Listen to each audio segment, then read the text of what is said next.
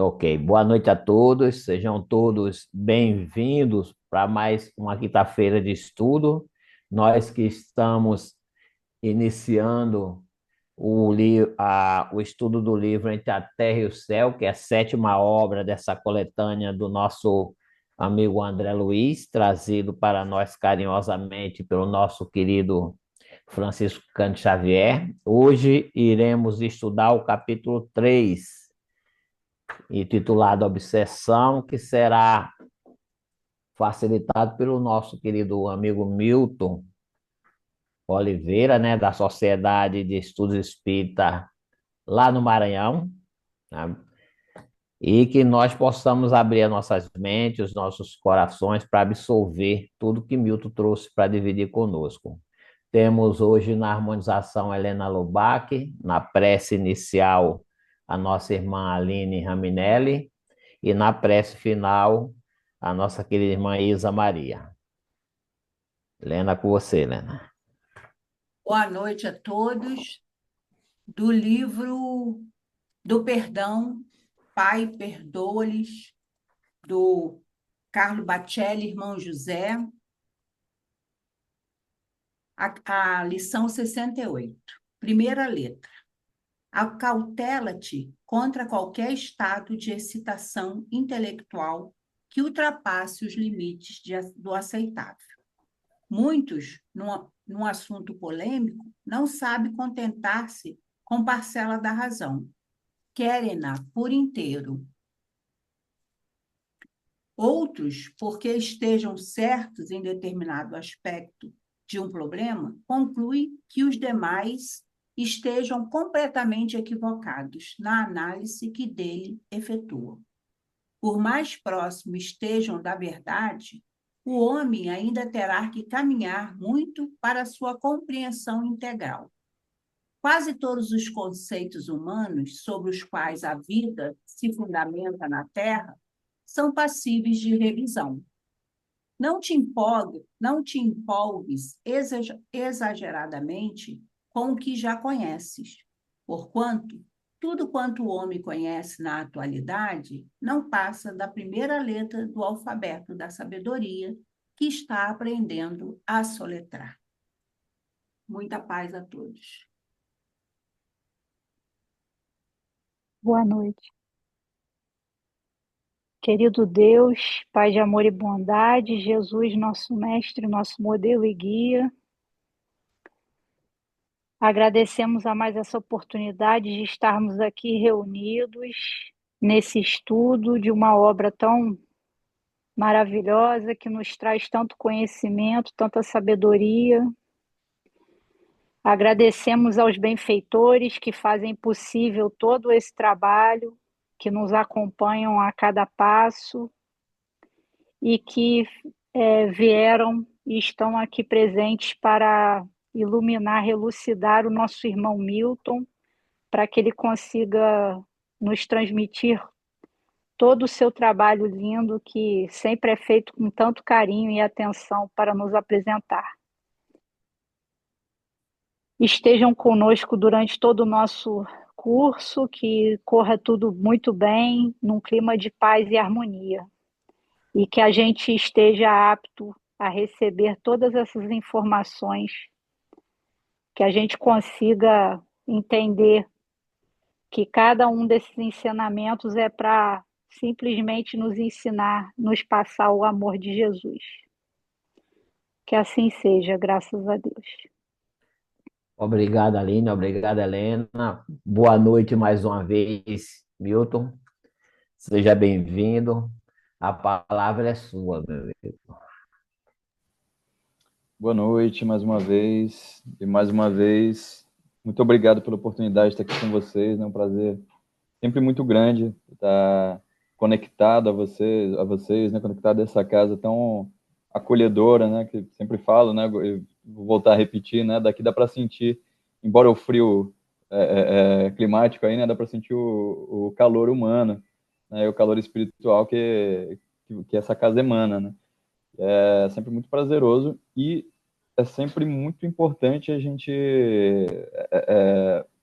ler para estudar, né? Que é uma coisa que sempre me chama muita atenção, né? A gente faz aquela leitura ali de entretenimento, né? Ou né, uma leitura mais apressada, quando a gente retorna, pensando assim, bom, o que eu vou pensar daqui, quais são os principais pontos, a coisa muda de figura, né? Então a gente vai fazer um aprofundamento muito maior. Né? Então está sendo uma oportunidade muito legal para mim, como para todos, com certeza, né? Para se aprofundar nessa obra riquíssima do André Luiz, pela caneta do Chico Xavier, que traz lições tão importantes, né? E como o Francisco já adiantou aí nesse capítulo, o capítulo 3 do livro Entre a Terra e o Céu, Obsessão, embora curtinho, esse livro, aliás, ele tem capítulos curtos, né? Curto, mas muito, muito, muito profundo, em termos de conhecimento, em termos de lições, em termos de conceitos ali que são muito importantes para a nossa vivência, enquanto espíritas e enquanto espíritos. E também tive a mesma dificuldade aí, Francisco, eu estava quase marcando as partes que eu não ia falar, né? Fica mais fácil. Vou deixar marcar só aquilo que eu não vou pensar, né? Mas tentei trazer aqui no esforço de síntese um resumo aí dos principais pontos que com certeza não vou conseguir abranger todos, né? Mas até antes de falar aqui propriamente do capítulo 1, do capítulo 3, perdão, eu quero trazer duas questõezinhas aqui do capítulo 1, porque o André Luiz ele costuma fazer isso, aliás, né? A gente tem um primeiro diálogo ali no começo, ou até uma prece, né? Ou um monólogo, que talvez não fique muito claro no primeiro momento até onde que aquilo ali vai dar, né? E a gente vê que são os fundamentos para o que vai se desdobrar na sequência. E nessa obra aqui não é diferente, né? Então, ali no capítulo 1, o Clarencio, né? Clarencio, que acompanha o André Luiz aí desde sua chegada a nosso lar, desde seu retorno ao mundo espiritual, né? Depois de ter passado por aquela situação que a gente sabe ali nas regiões umbralinas, e ter sido acolhido em nosso lar. Lá no primeiro momento ele já era o Clarencio, e é ele que está sendo aqui o tutor, o mentor do André Luiz nessa aventura aqui, nesse aprendizado, né? E ali no comecinho ele vai falar sobre desejo, né? E esse tema ele vai estar permeando aí o livro todo, né? Então ele vai dizer que o desejo ele é uma emanação de poder, e ele usa aquela metáforazinha fantástica, tão simples, tão singela, mas tão poderosa, da planta com o sol, né? Ele fala da planta que tem vontade de se desenvolver e ela se desenvolve. E aí um outro aprendiz ali, companheiro do André Luiz, pergunta, tá, mas todo desejo, todo petitório, né, toda solicitação, tem alguém que atenda. Quem que atendeu a planta? E aí a gente podia imaginar que a resposta seria Deus, né? A resposta que não estaria errada, obviamente, mas a resposta que o Clarencio dá é que é o sol. O sol estava ali para atender a planta. E aí ele usa aquela frase que é muito importante aqui também, para toda a obra, que as criaturas atendem as criaturas. Em nome de Deus, as criaturas atendem as criaturas, né? Então, através do desejo, a gente lança ali uma mensagem, e essa mensagem ela é recebida por múltiplos canais, né? E para múltiplos destinatários. E alguns desses destinatários vão estar dispostos e na possibilidade de atender esses desejos, sem o mérito aqui do desejo ser bom ou o desejo ser ruim, né? O desejo, ele está ali para ser atendido, né? E aí, vou só, essa é a única partezinha que eu vou ler aqui, é lá no capítulo 1 ainda, né? Eu sei que vocês já estudaram, mas é porque evoca muito o que a gente vai ver aqui no capítulo 3. Quando alguém nutre o desejo de perpetrar uma falta, está invocando forças inferiores e mobilizando recursos pelos quais se responsabilizará. Pelos impulsos infelizes de nossa alma, muitas vezes descemos as desvairadas vibrações da cólera ou do vício, e, de semelhante posição, é fácil cairmos no enredado poço do crime, em cujas furnas nos ligamos de imediato a certas mentes estagnadas na ignorância, que se fazem instrumentos de nossas baixas realizações, ou das quais nos tornamos deploráveis joguetes na sombra. Todas as nossas aspirações movimentam energias para o bem ou para o mal. Por isso mesmo, a direção delas permanece afeta à nossa responsabilidade. Palavra-chave é essa, né? Responsabilidade. Então, é interessante como o André Luiz planta esse fundamento, né, esse ensinamento fundamental ali no comecinho, e isso vai ter um desdobramento aí durante toda a história, né, esse é o eixo de tudo que vai acontecer depois. E outra questão importante, ainda, né, na verdade, dentro do mesmo tópico, que é o desejo, mas aí ele vai falar sobre a prece também, né? E é interessante como que a história começa, esse movimento todo da espiritualidade, né, na direção daqueles que precisam ser auxiliados, começa com uma prece. A gente estudou anteriormente o livro Libertação, que começa com um pedido também, né, o pedido da Margarida ali pelo auxílio, aos seus amados, né? O que estava promovendo a dor e quem estava sendo vítima da dor naquele momento. Né? Mas começa com um pedido. E aqui também começa com um pedido, né? Só que um pedido de uma encarnada. Então, que é a Evelina. Então, a Evelina que era pupila do Clarencio, agora reencarnada. No momento de dificuldade, ela faz uma prece. E toda a movimentação, a imensa movimentação de recursos, de agentes, né, de forças, se inicia por essa prece. Isso é uma mensagem tão poderosa para a gente, né? Porque a gente às vezes acha assim, o que é o meu problema, o que é a minha vida diante da imensidão do universo, né? Diante do todo. E aí a gente vê que nós somos auxiliados, né? Uma vez que os nossos desejos estejam alinhados àqueles que podem auxiliar, nós somos sim auxiliados, né? Nós somos passíveis de ser auxiliados. E aí isso me lembra também lá no livro Obras Póstumas, né? Aqueles escritos do Kardec que foram lançados ali pelos seus amigos, familiares, depois do seu desencarne. Em determinado momento, eu não lembro exatamente as palavras, mas ele está falando sobre uma dificuldade financeira, uma dificuldade de ordem prática que ele está vivendo, conversando com o seu mentor, e ele faz esse questionamento, né? Vocês se interessam pela minha vida prática aqui, né? Pela minha vida física? Falando desses problemas. E a resposta é linda, né? Porque é uma resposta que parece assim de uma mãe, de um pai, de um avô, de uma avó. Eles falam assim: é claro que sim, porque a gente te ama. Então, estavam ali as consciências iluminadas, né? Enviados do Cristo para que a obra da codificação se concretizasse na Terra, né? E eles demonstram, manifestam ali uma preocupação, sim, de ordem prática com Kardec, porque amam ele, né? Então, eu acho que essa é uma lição aí que a gente não pode perder de vista, né? Jamais, nós somos amados, né? E todo esse livro aqui começa com o pedido de alguém que é amada, sendo então auxiliada, né? O auxílio indo na direção dela por conta desse pedido que é feito, né? Isso mexe muito com essa nossa pretensão de sermos insignificantes, né? Porque não somos, né? Não somos insignificantes, não somos esquecidos e não estamos nunca, jamais afastados da misericórdia divina, né? E aqui isso fica claro para a gente. Bem, feita essa introduçãozinha aqui, né? Pensando aqui alguns conceitos lá do primeiro capítulo, a gente vai entrando então aqui no capítulo 3, objetivamente, titulado Obsessão. E aí, logo no começo do capítulo, nós somos apresentados a Zulmira e a Odila, né? Então, o André Luiz chega na casa e está ali uma moça nova, né? Cerca de 25 anos, ele fala, que é a Zulmira. Ele diz que é uma moça muito bonita e que essa admirável beleza dela contrasta com o semblante torturado, o pavor nos olhos, o abandono dos cabelos em desalinho, né? Então a gente vê que é uma moça que é bonita, mas que está num estado psíquico e espiritual de intranquilidade, de dificuldade, né? de tortura. Né? Essa palavra é bem forte, a forma como ele traz.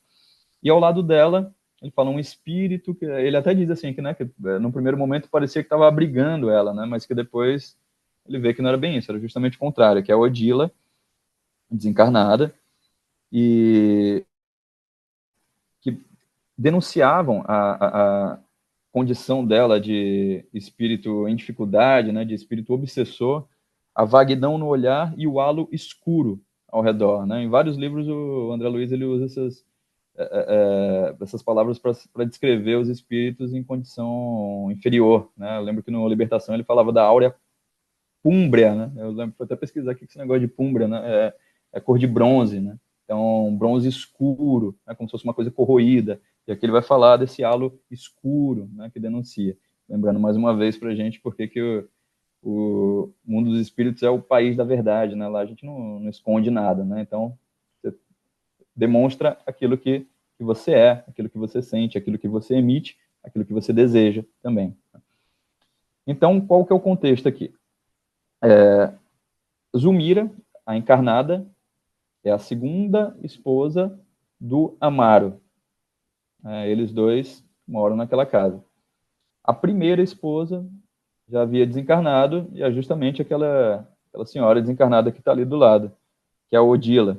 Então, a Odila com o Amaro, então, no primeiro casamento do Amaro, né, antes da Odila desencarnar, eles tiveram 2 filhinhos, né, a Evelina e o Júlio, e a questão é que o Júlio, com 8 aninhos de idade, ele desencarnou no mar, né, afogado. E o contexto, né, a forma como esse afogamento se deu é um ponto importante, né, um ponto-chave aqui para como que as coisas se desdobraram. A gente vai já chegar lá. Né? Então, a Zulmira, depois que a Odila desencarnou, né, o Amaro teve, então, segundas núpcias, né, casou novamente, casou com a Zulmira, a segunda esposa, que é essa moça de cerca de 25 anos, e o André Luiz deixa claro aqui que ela tem um ciúme muito grande do amor do Amaro pelos filhinhos, né? Então ele fala, citando aqui diretamente o André Luiz, que ela nunca suportou sem mágoa o carinho do genitor com os filhinhos, né? E que, pior do que isso, né? Chegou a desejar a morte de uma das crianças, né? E aí o André Luiz vai explicar que o Amaro, ele tinha uma proximidade maior, né? Um amor que se demonstrava mais pelo Júlio, pelo menino, e isso atraiu mais, então, esse ciúme dela, essa raiva dela, né? E que muitas vezes ela emitiu o anseio de vê-lo afogar-se na praia.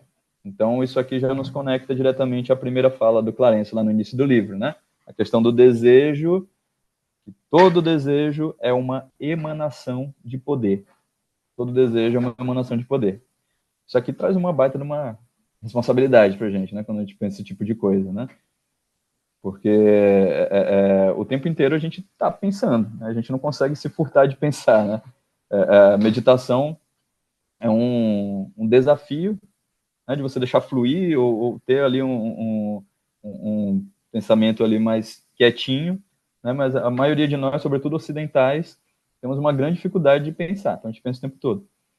Só que aqui não é o simples pensar, né? É o desejar. Então é um pensamento que é fortalecido e que vem com emoção, né? O desejo não é algo simplesmente racional, intelectual, né? É algo que vem com uma emoção. Então vejam como que essa energia ela vai sendo revestida aí, né? Do pensamento, do sentimento, a vontade, e aquilo sendo alimentado ali continuamente. Então o que o André Luiz está lembrando aqui com a gente, a nós, né? O que ele está nos lembrando através dessa história é o quanto que esse reforço contínuo vai gerando uma energia que de fato se concretiza e tem poder. Existe um poder nisso, né? Tem um livro que fala especificamente sobre isso, né? E teve documentário depois, só que ali é mostrado, não espírita, né? Mas isso é mostrado ali de uma forma um pouco ingênua, assim, né? Eu lembro que eu criança vendo com meu pai, tinha uma senhora no documentário que falava eu comecei a pensar em cheques, né, pagamento chegando pela minha porta e eles começaram a chegar. É óbvio que, né, as coisas não funcionam dessa forma, né? Entre o querer e o concretizar-se, existem outros mecanismos que acontecem ali. Porém, o que a gente não pode esquecer é o pensamento, a vontade, o desejo também se materializam, também viram matéria. Pode ser uma matéria que a gente não está vendo aqui, mas é uma matéria. E que atua, né? E que serve de matéria-prima para aqueles que querem atuar. Aí, mais uma vez, né, para o bem ou para o mal, né? Então, a gente abastece as ações daqueles que querem atuar para o bem ou para o mal, dependendo do nosso desejo, da nossa vontade, daquilo que a gente emite para o bem ou para o mal. E aí, que quando a Luiz, então, traz para a gente, né? A Zulmira vai com os 2 filhinhos do Amaro, né? Que agora são seus filhinhos por conta do matrimônio. Ela sendo a madrasta, né? Para a praia, para dar a entender que eles iam ali de forma recorrente, e em determinado dia ela deixa o Júlio, que é um menininho de 8 anos, se afastar da irmã e ir mais fundo no mar. E aí vem uma onda muito forte ali, ele se afoga. Já fala que o André Luiz diz que ele já volta cadaverizado, né? Já volta morto para a areia. Né? E aquilo ali desencadeia uma série de questões aí que vão ser aqui a linha central do livro, né? E o que é importante a gente perceber aqui. Mais na frente para o livro, a gente vai entender que essa morte prematura do Júlio, ela ocorreria de alguma forma. Né? A gente o André Luiz não afirma, a gente não poderia afirmar que aconteceria dessa mesma maneira. Ela ocorreria de alguma forma. Só que ela ocorreu em meio ao desleixo, em meio a pior do que o desleixo, em meio a essa vontade secreta ali da Zulmira de que o menino de fato morresse. Né? Então, o que traz o ponto de inflexão aqui é a forma como aconteceu e o que a Zulmira tinha dentro de si diante desse acontecimento. Então, ela cai no estado de culpa, né, de culpa muito grande. Aí, culpa acho que vai ser uma palavra a ser sublinhada aqui, né, colocada em negrito dentro desse capítulo, a culpa, né, como que ela chega, como que esse sentimento de culpa leva ela a esse estado. Inclusive, o Clarencio diz essa frase aqui, né, o sentimento de culpa é sempre um colapso da consciência. Isso é interessante na forma como ele coloca, né? A culpa é um colapso da consciência, algo que está colapsando ali. E, por intermédio dele, sombrias forças se insinuam. Então, olha como é importante isso, né? E isso aqui traz uma reflexão para a gente de como culpa é algo para ser evitado a todo custo, né? E que a gente substitua essa palavra por responsabilidade. Porque são coisas muito diferentes, né? Porque a culpa, ela vai colocar a gente num estado de inação, né? Então, eu me sinto culpado, até no livro anterior, no Libertação, tem um caso ali que vai falar sobre culpa de uma maneira super interessante, que é quando eles estão ali sitiados, né, pelas hostes do Gregório dentro da casa, e se materializa ali a benfeitora, a Margarida, e os espíritos que estão ali em necessidade começam a se confessar para ela, a pedir ajuda, né, como se ela fosse de fato era, né, uma entidade superior. E tem um senhor, especificamente, né, desencarnado, que vai dizer para ela que ele fez muito mal para muita gente, né, causou muito mal para muitas pessoas enquanto encarnado, e quando ele desencarna, ele percebe tudo que ele fez, né, ele cai em si, a ficha cai, e ele vai atrás de todo mundo ali para pedir desculpa. E o que as pessoas fazem? Desculpam ele. Aquelas pessoas que também já estavam desencarnadas, né, ele vai atrás daqueles espíritos, também como espírito, pede desculpa e a pessoa fala, beleza, vida que segue. E isso deixa ele péssimo. Ele fica penalizado com isso. Isso é muito interessante, né? Por que ele fica mal? Porque a culpa, ela está atrelada a um desejo, né? O desejo aqui é um dos temas centrais, né? A culpa está atrelada a um desejo de ser punido. A pessoa que está culpada, ela tem ali uma vontade, isso se materializa de inúmeras formas, né? Se demonstra de inúmeras formas, mas ela tem uma vontade de ser punida. E aquele senhor lá, do livro Libertação, ele não encontrou essa punição nas vítimas dele, que era o que ele esperava, né? Então, tudo que ele queria ali era ser penalizado, né? Era sofrer, porque ele imaginava que ele tinha que sofrer. Só que as pessoas deram um passo para frente, continuaram suas vidas, não ficaram presas no rancor, na raiva, se libertaram. Então, olha só como o perdão não é um presente que a gente dá para o outro, né? É um presente que a gente dá para a gente mesmo primeiro. Né? Então, essas pessoas perdoaram e se presentearam com a liberdade, mas ele continuou aprisionado na culpa. Ele ficou preso na culpa. E é o que acontece aqui, nesse momento, com a Zulmira, né? Então, ela se aprisiona na culpa, né? Nesse desejo de ser punido. Então, o que isso traz para ela? A presença, né? A ligação, a conexão fortíssima com a indignada mãe do Júlio, que é a Odila, né? Que desencarnada presenciou tudo, desencarnada já presenciava o desprezo, a raiva, e provavelmente percebia, talvez, né, até esse desejo mórbido da Zulmira em relação às crianças. Né? Então a mãe já sabia de todo o histórico, chega na culminância do Júlio desencarnar, ela não vai para outra, né? Assassina, mataste meu filho e vais morrer também. Então ela põe como a agenda principal dela levar a Zulmira até o desencarne, como a gente vê em muitas outras situações de obsessão, né? E aqui o que é interessante, né? O que conecta elas? Por que elas estão ligadas assim? Por que elas estão conectadas? Primeiro, o ciúme é um ponto, né? A possessão, o desejo de é meu, né? Porque assim como aconteceu com o próprio André Luiz também, né? A Odila volta para casa, daqui a pouco vê o ex-marido com outra pessoa. Como o André Luiz viu a ex-esposa com outra pessoa e também não se deu bem com isso no primeiro momento, né? Mesmo tendo sido muito bem preparado para que chegasse até lá, né? Achava até engraçado que no nosso lar ali, quando a gente vê ele querendo ir para casa, e tanto o Lízias quanto a Laura, ali, olha, calma, né? Calma, você se prepara melhor, mas por que a gente quer ver minha família? Calma, sabiam que ele não ia gostar do que ele ia ver, né?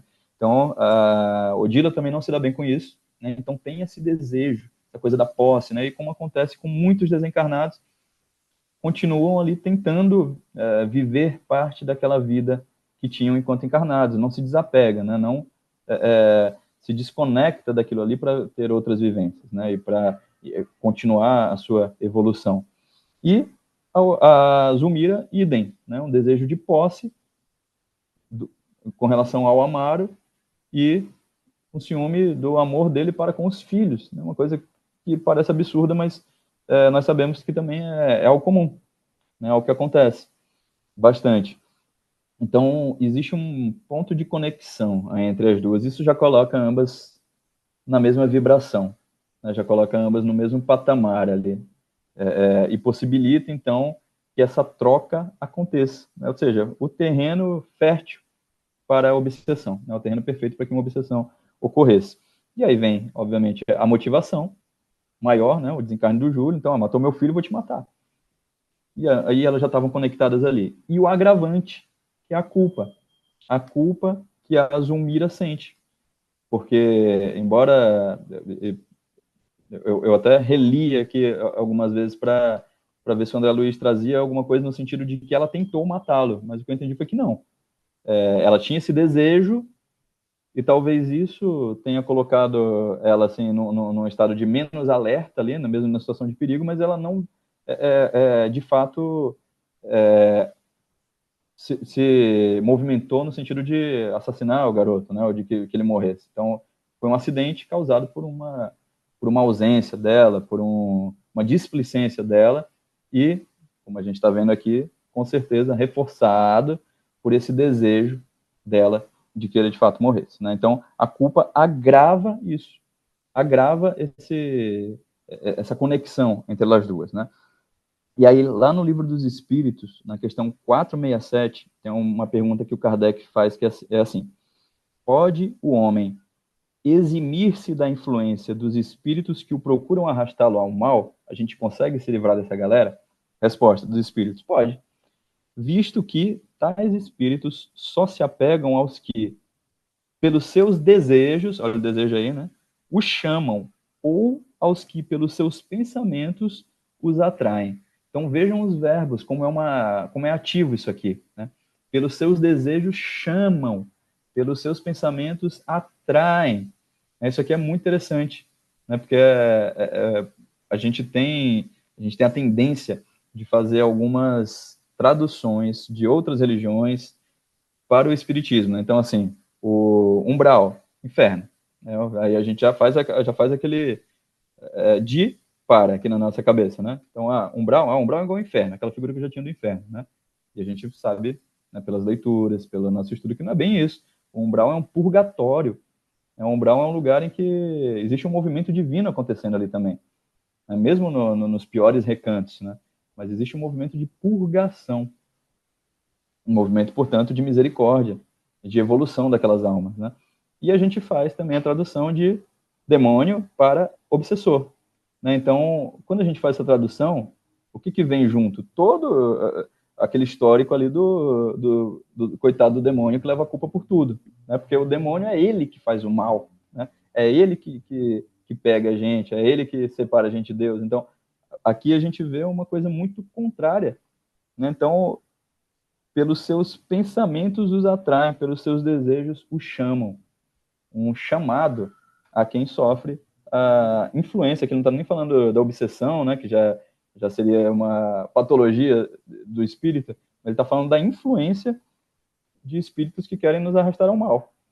Então, isso aqui aplica-se perfeitamente à situação, né? Existe um chamado da Zulmira pela sua culpa, pela sua baixa evolução moral, espiritual, não dá a entender que ela seja alguém má, mas aí também isso leva a gente para um questionamento, né? O que é ser mal?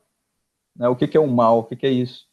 E aí lá no livro Boa Nova, tem uma frase que eu lembro que desde a primeira leitura me impactou muito.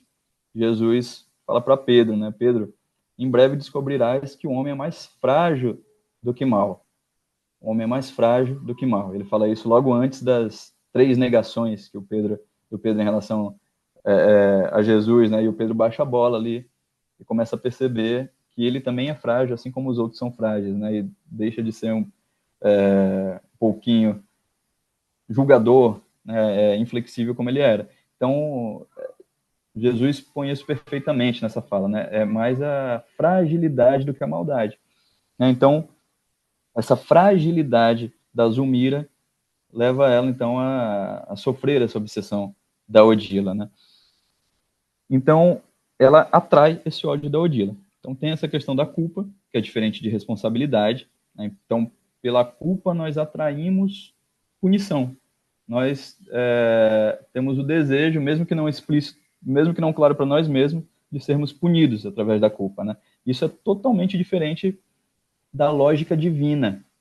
Então, punição é uma palavra que a gente pode, assim, abolir do nosso vocabulário espiritual. Porque não há isso.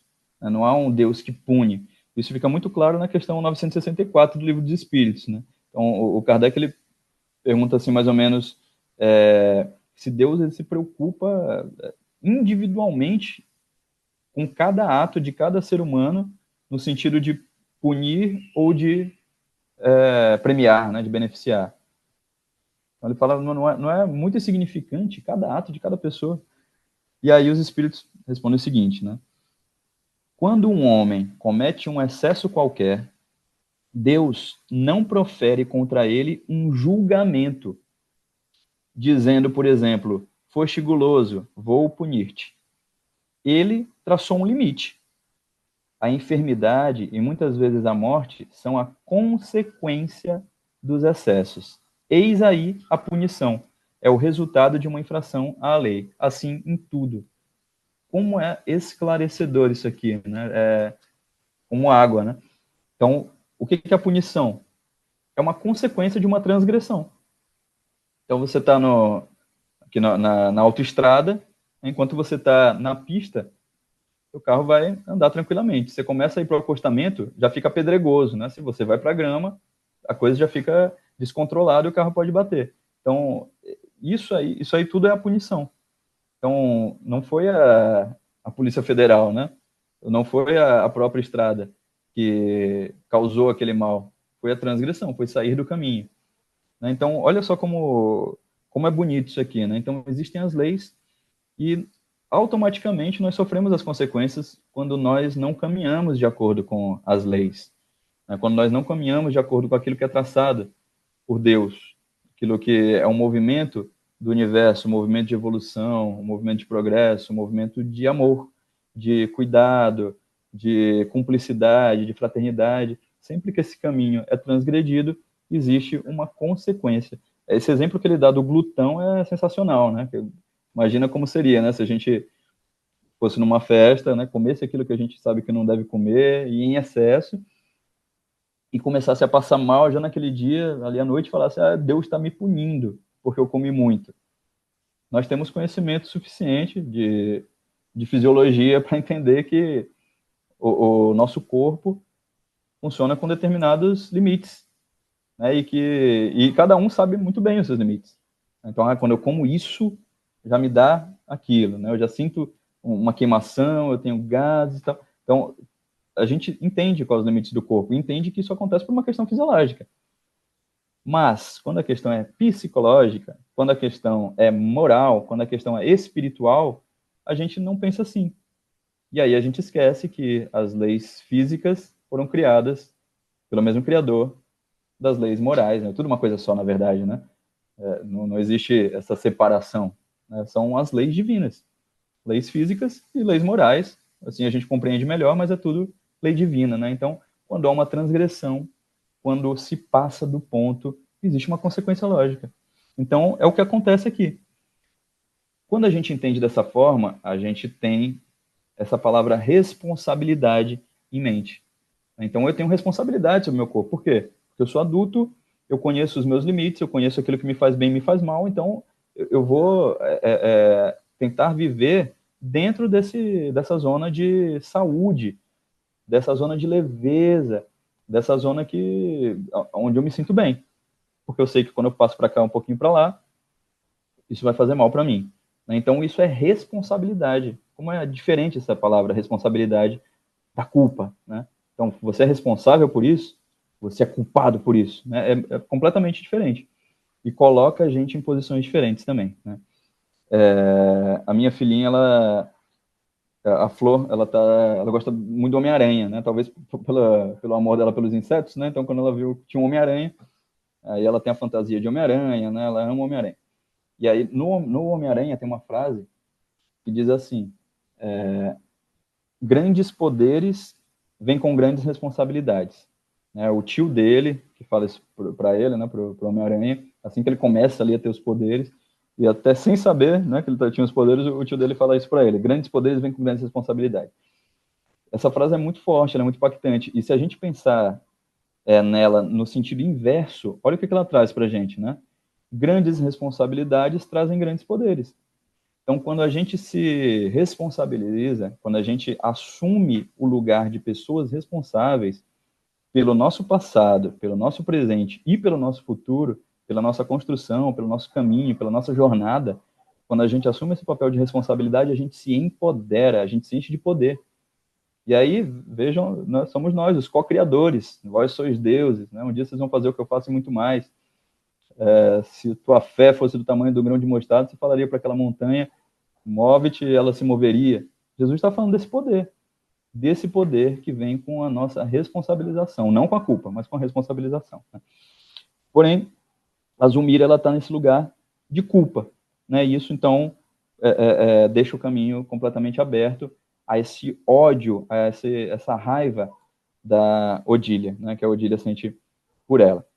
Então, como eu já falei, né? Tanto o ciúmes é algo que une elas, e esse desejo, um desejo irresponsável, porque o desejo ele precisa ter responsabilidade também, né? A responsabilidade vale para o corpo, vale para a mente, vale para a alma, vale para o que a gente sente, vale para o que a gente pensa. Então, esse desejo irresponsável que levou a Zulmira a estar naquela situação ali. Né?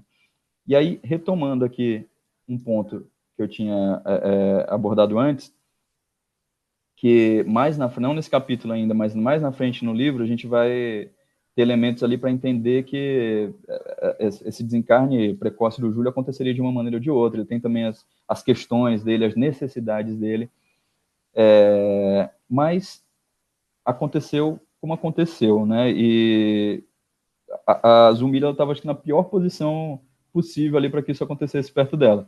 Então, esse desencarne ele não foi primariamente causado pela Zulmira, só que a Zulmira ela serviu de meio para que esse desencarne acontecesse.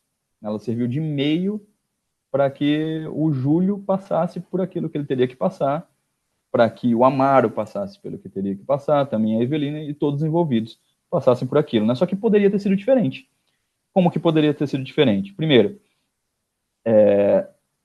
tendo um pensamento diferente, que obviamente na programação kármica ali, a Zulmira não veio para odiar, não veio para sentir ciúmes, e muito menos para desejar a morte dos filhinhos do Amaro, com a Odília, né?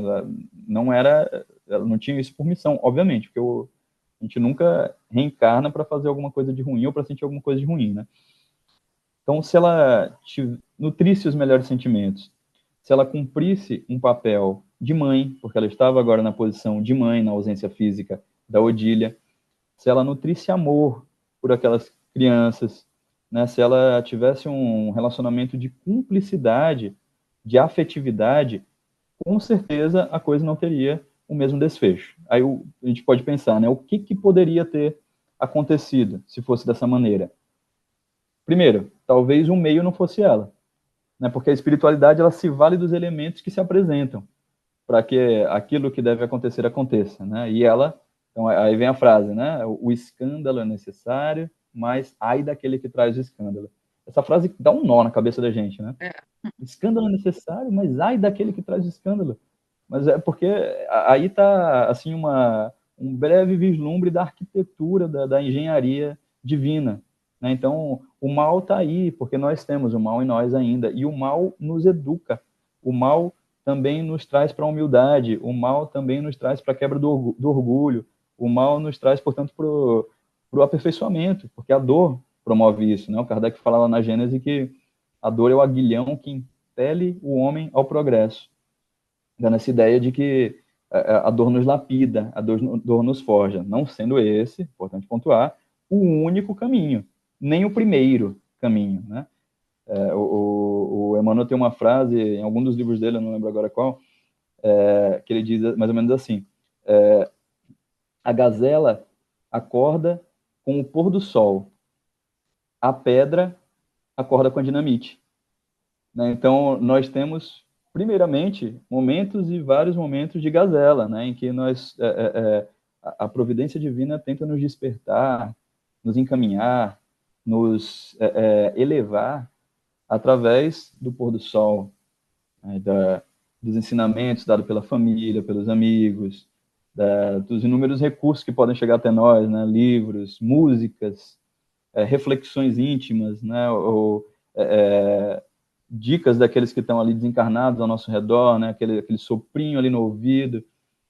Isso aí acontece muitas e muitas vezes até o momento em que a gente, por ignorar repetidamente, né? O que faz uma mãe ou pai quando seu filho atravessa a rua, a avenida movimentada, sem estar de mão dada, né? Não vai ser ali meu filhinho, minha filhinha, você pode ser atingido por um carro, vai ser um puxão, né, para salvar a criança ali.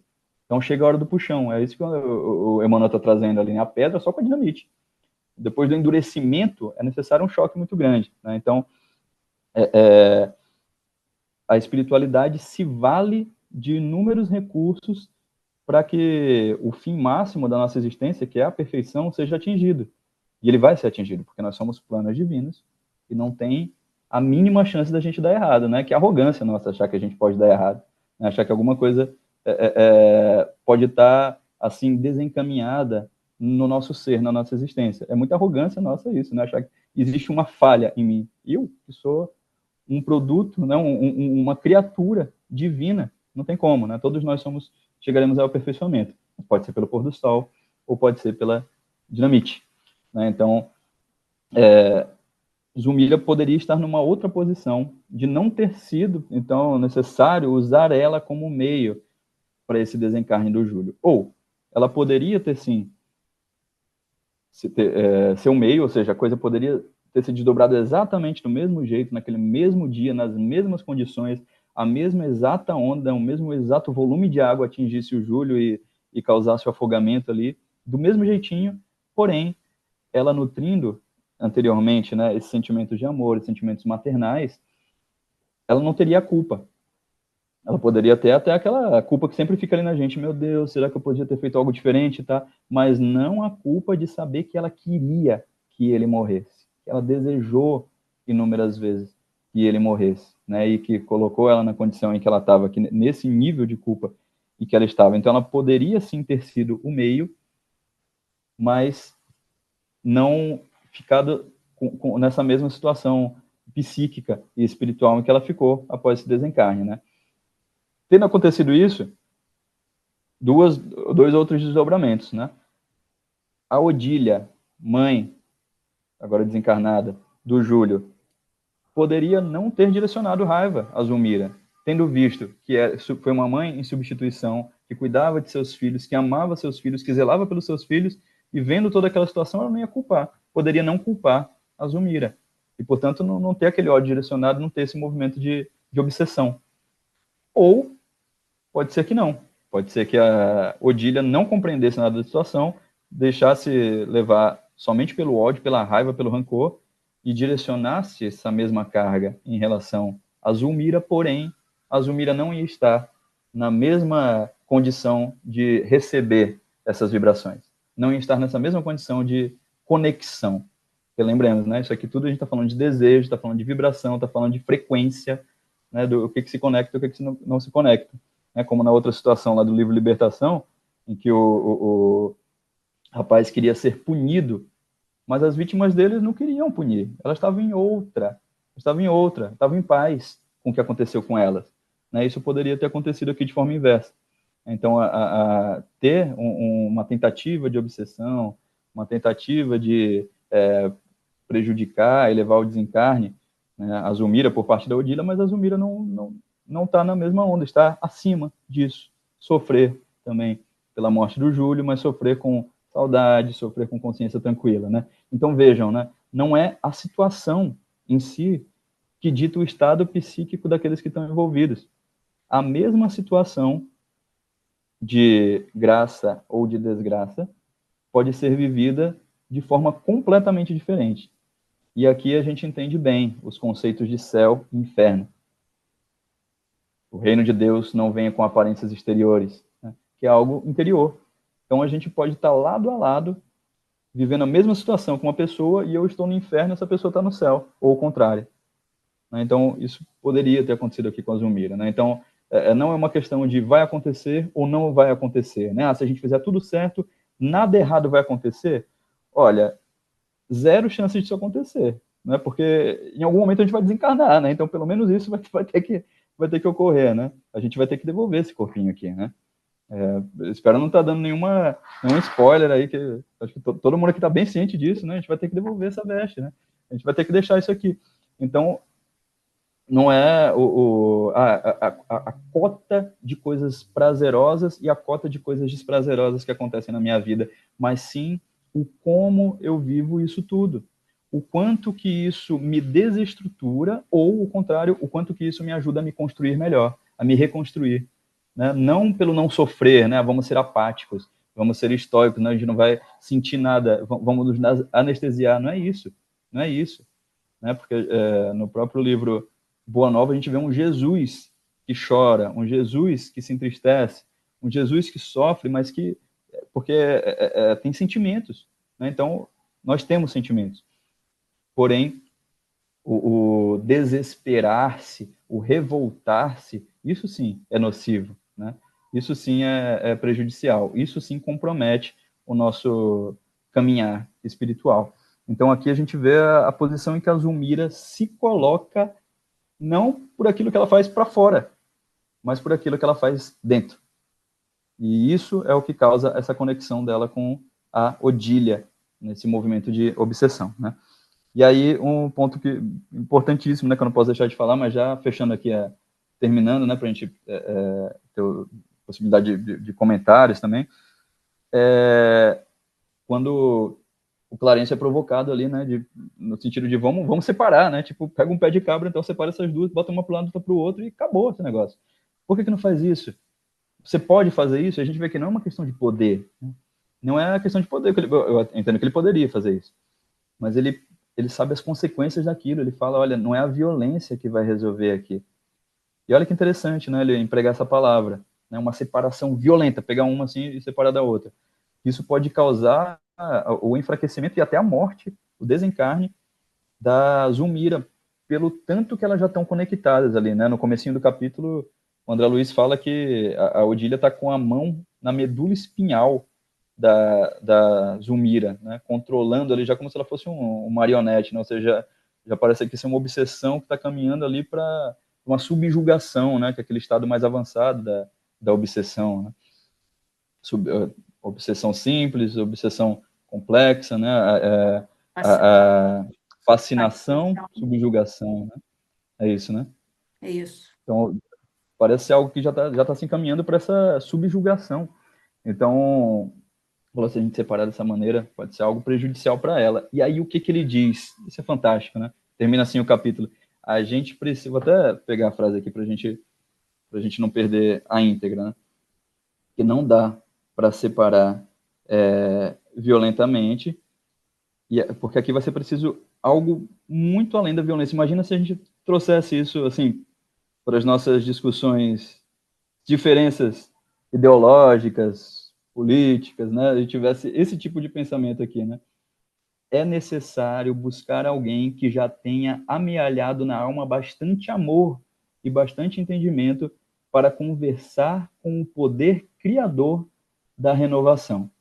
Que fantástico isso aqui. Então, olha, isso aqui é tão forte que só tem uma força que pode resolver, a força do amor. Então, a gente tem a tendência, né, de pensar que para uma força violenta de um lado é necessário uma força violenta do outro, para bater ali de frente, né? Não vou deixar isso barato. Pisou no meu pé, não, eu sou muito legal, mas pisou no meu calo, né, tem essas frases que a gente fala por aí. E aqui o pensamento é o contrário. Nossa, tem tanto ódio ali, a gente precisa então de amor. É a luz que acaba com a escuridão, né?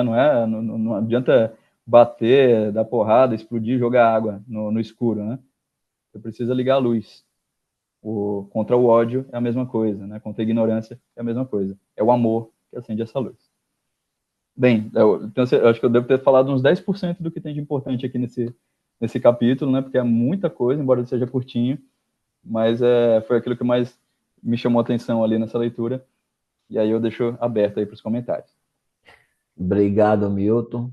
Nós temos aí 6 minutos, tá aberto aí para quem quiser fazer alguma colocação.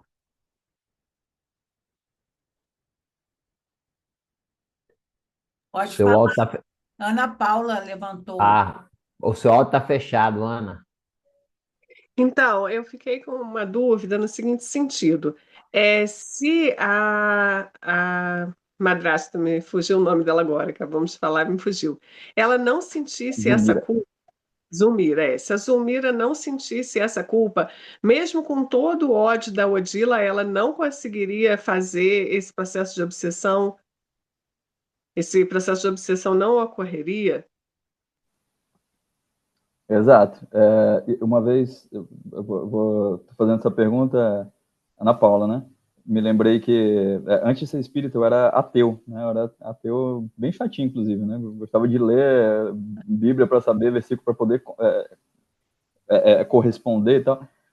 E uma vez eu entrei num sebo e eu comprei um livro que me chamou a atenção pela capa, assim, e pelo título, né? Era Ataque e Defesa Astral. Eu era ateu, não acreditava em nada disso, mas eu sempre fui curioso. Comprei esse livro, achando que ia ter fórmulas, né? Assim, amuletos. Eu falei, de que esse pessoal tá falando aqui, né? E aí, quando eu abri esse livro, que não era espírita, não, inclusive ele era bem místico, assim, mas o livro inteiro falava de boas ações, bons pensamentos. Eu fiquei super frustrado, porque eu queria ver alguma coisa mais assim, né? Como é que eu faço um escudo contra o ataque astral? E era sobre isso, sabe? Era sobre, olha, pensamentos elevados, boas ações, bons relacionamentos, né? Isso é o escudo, né? Isso é o que protege a gente. Então, no mundo espiritual, as consciências, de fato, se deslocam para lugares diferentes, né? Então, a gente tem as regiões ali daqueles espíritos que estão em condições inferiores, esses inferiores não podem subir para uma superior, esse já não pode subir para uma que seja ainda superior, e esse já não pode subir, né? É separado. Só que quem está em cima sempre pode ir para onde quer, né? Mas quem está embaixo não, fica limitado. Aqui não, né? A gente está um do lado do outro, né? Uma consciência elevada, um missionário, uma missionária, com alguém que está em um estado de completo desequilíbrio ali, porque a gente veste esse corpo físico. Só que isso aqui é que coloca a gente no lugar astral, espiritual, moral, né? Então, embora a gente esteja fisicamente um do lado do outro aqui, psiquicamente a gente está em lugares completamente diferentes. É o que eu falei antes do céu e do inferno, né? Um pode estar no céu, o outro pode estar no inferno. Então, o que está no inferno astral, moral, espiritual, psíquico, ideológico, intelectual, não consegue atingir com essas ferramentas, né? Lógico que fisicamente é permitido, mas de outra forma não, aqueles que estão no outro patamar, né? Então, a vibração é outra, né? Uma coisa não atinge a outra. Então, por isso que eu falei que a Zulmira, ela poderia ter vivido exatamente a mesmíssima situação, no mesmo dia, do mesmo jeito, né? Ela e o Júlio, e a situação posterior ser completamente outra, né? De ela não permitir, através da sua elevação espiritual, da sua elevação moral e psíquica, que esse ataque ocorresse. Deu para responder, Ana Paula? Quer complementar também? Fica... Obrigada. É questão de sintonia, né? De vibração. Se a Zulmira, através da culpa, ela se ligou vibratoriamente à Odila, que já estava ali do lado dela o tempo todo tentando obsidiar. Então, como a Zulmira tinha culpa porque ela desejou a morte do menino, embora não praticou, mas ela, pelo pensamento, ela já criou a ação, né? Então, ela se comprometeu. Quando aconteceu, a culpa abalou ela, porque é a fragilidade nossa do ser humano, né? A gente deseja, nosso desejo é desgovernado, é o cavalo desgovernado. Só que quando vem a gente, o desejo acontece, a gente sente culpa, por quê? A luzinha da consciência, das leis divinas que estão em nossa consciência, acende. E aí a gente fala, e agora? Deu ruim, né? E aí a gente se refugia na culpa. E aí cria a sintonia para o obsessor. Os desequilíbrios estão todos dentro de nós, né? Então, é o conhecer, o orar, o vigiar, é o que Jesus nos fala constantemente. Newton, muito obrigada, meu irmão. Muito bom, como sempre. Muito bom ver você, estar com você, estudar com você. Muito obrigada. Eu que agradeço, de coração. Fala, Milton, Chiquinho. também queremos te agradecer, Milton, pela sua boa vontade de vir tão longe, estar aqui no interior do Rio de Janeiro, compartilhando conosco os frutos dos seus estudos, né? Você faz isso com carisma, com alegria, a gente se sente realmente acolhido por você. Então, meu irmão, só desejamos que você, a sua família, a sua filhinha sejam bem felizes, tá? E é aquilo que você falou, né? Para falar desse capítulo, eu acho que é um capítulo, acho não, é um capítulo muito interessante. Tem muitos ensinamentos, né? E principalmente quem trabalha em mediúnica deveria se debruçar em cima desse capítulo, né? Às vezes a pessoa procura a casa espírita, né, quer se livrar de um obsessor, mas ele tem que primeiro fazer o que você falou, né? Esse exercício, esse dever de casa de se melhorar. Mas, querido, obrigado mesmo, tá bom? Muito bom, muito bom te ouvir. Eu agradeço, meu amigo. Milton, até a próxima, né? Até a próxima, já temos data marcada, inclusive, né? Isso. Em Então, breve estarei de volta. eu vou reiterar o agradecimento do Chico, da Helena, em nome de todos que estão no grupo, e Aguardamos você. Quando decidir subir a serra, avisa pra gente, tá bom? Não, vou Semana. com certeza. Falei de desejo aqui, esse desejo é forte, ele vai se concretizar. Estarei com vocês Isso, isso fisicamente, aí. né? E semana que vem, para o capítulo 4, nós vamos receber Cristina Dux, que é do SEEG, né? E ela vai apresentar o capítulo 4. Agora eu vou convidar a Isa para encerrar para a gente.